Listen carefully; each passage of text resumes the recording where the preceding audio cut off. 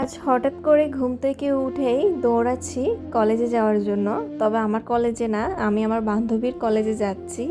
আসলে আমার বান্ধবী কিছুদিন আগে একটা ভয়াবহ অ্যাক্সিডেন্ট করেছে, যেখানে তার পায়ে অনেক সমস্যা হয়েছিল এবং তার পায়ের হাড্ডি ভেঙে গিয়েছে। এখন তাকে 2 মাস বেড রেস্টে থাকতে হবে। পরের দিনই তার ফর্ম ফিল আপের ডেট ছিল সেকেন্ড ইয়ারের।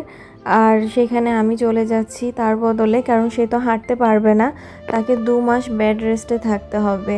আমিও বলছিলাম যেন বেড থেকে না উঠে, যেহেতু বেড রেস্টে দিয়েছে, এখন যদি বেশি হাঁটাহাঁটি করে তাহলে তো সমস্যা।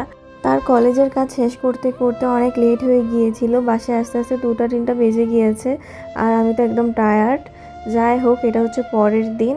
আমি, আমার আপু, ওয়াফিহা, আমরা সবাই বিকালের দিকে একটু বেরিয়ে পড়েছিলাম। আর আপু এখানে ট্রিট দিচ্ছিল আর কি। মাঝের মধ্যে এভাবে বিকালবেলা আমরা বেরিয়ে পড়ি। আর এই রেস্টুরেন্টটাতে বেশি আসা হয়, কারণ এখানে প্রত্যেকটা খাবারই আমাদের অনেক অনেক অনেক বেশি ভালো লাগে। এই ওয়াফেলগুলো আমার ভালোই লাগে। তবে কিছুদিন আগে অন্য আরেকটা জায়গা থেকে ওয়াফেল ট্রাই করেছিলাম, একটুও ভালো ছিল না সত্যি বলতে।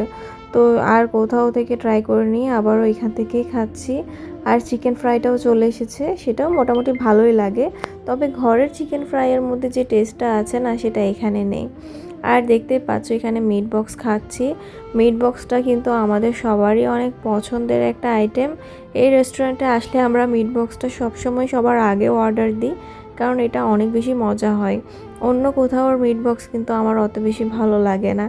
তো এখানে খাওয়া দাওয়া করছিলাম, আর ওয়াফিহা, আপু তারা তো আমার সাথে দুষ্টামি করছিল। ওয়াফিহা বলছিল যে আমি কিন্তু অনেক অনেক অনেক বেশি খেয়েছি। তারা তো আসলে একটু একটু করে খেয়েছে, আর বাকি সবগুলো আমিই শেষ করলাম। আসলে ডায়েট করব করব করে এখনও কিন্তু ডায়েটটা শুরুই করতে পারিনি। সুগার অ্যাভয়েড করব ভাবি প্রত্যেকটা দিন, কিন্তু আবারও মিল্কশেক এটা সেটা খাওয়া হয়। আমার মনে হয় যাদের একটু ক্রেভিং বেশি, তারা এভাবে ডায়েট করাটা তাদের জন্য কষ্টকর হয়ে যায়। আর ওয়াফিহা কিন্তু এখানে আমাকে একদম খুবই আগলিভাবে শট নিচ্ছিল, আমাকে যেন খাওয়ার টাইমে বাজে দেখায়। তো আমি এরপরে তোমাদের সাথে এটা শেয়ার করে দিলাম আর কি। আমি তাকে বলছিলাম সমস্যা নেই, আমাকে যেদিক থেকেই শট নাও, আমারটা সুন্দরই আসবে। যাই হোক, আশা করছি আমার আজকের এই ব্লগটি তোমাদের অনেক বেশি ভালো লেগেছে। আজকের মতো বিদায় নিচ্ছি, সবাই খুব ভালো থাকবে। আল্লাহ হাফেজ।